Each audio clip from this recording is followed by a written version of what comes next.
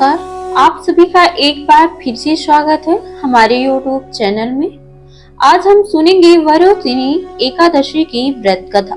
इस एकादशी को सबसे शुभ और फलदायी माना गया है। मान्यता के अनुसार वरुथिनी एकादशी व्रत करने से व्यक्ति के सारे पापों का नाश होता है और उसे सौभाग्य की प्राप्ति होती है।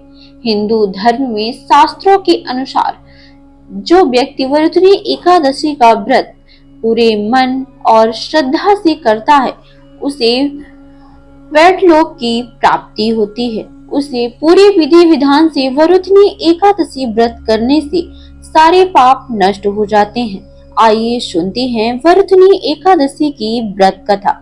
प्राचीन काल में मानता नाम का एक राजा नर्मदा नदी के तट पर राज करता था। वे अत्यंत दानी और तपस्वी था। राजा हमेशा धार्मिक कार्यों और पूजा पाठ में लीन रहता था। एक बार जब राजा वन में तपस्या में लीन था, तभी ना जाने किस ओर से एक जंगली भालू आया और राजा के पैर को चाबने लगा। राजा तनिक भी नहीं घबराया और अपनी तपस्या में लीन रहा, परंतु वो भालू राजा के पैर को चबाते हुए घसीटकर उसे ले जाने लगा। तब राजा तपस्या धर्म का पालन करते हुए बिना किसी क्रोध करते हुए अपनी रक्षा के लिए भगवान विष्णु से प्रार्थना की।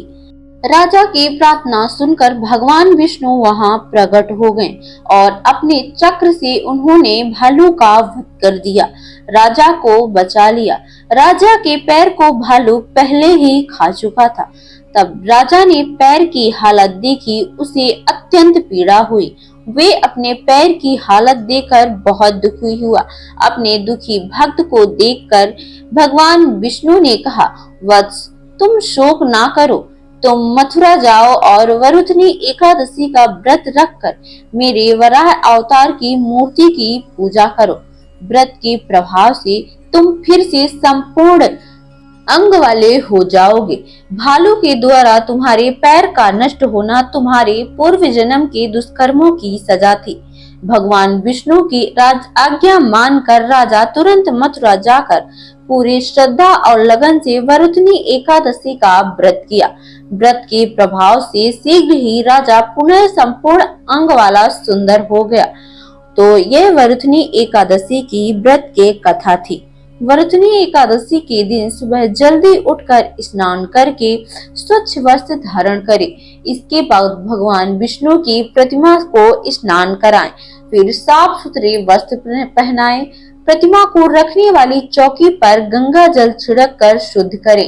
इसके बाद भगवान विष्णु की अक्षत, दीपक, 16 सामग्री से पूजा करें। भगवान विष्णु को गंध, पुष्प, तुलसी आदि अर्पित करें। व्रत के दिन भगवान विष्णु को भोग अवश्य लगाएं। रात के समय भगवान विष्णु और देवी लक्ष्मी की पूजा करें।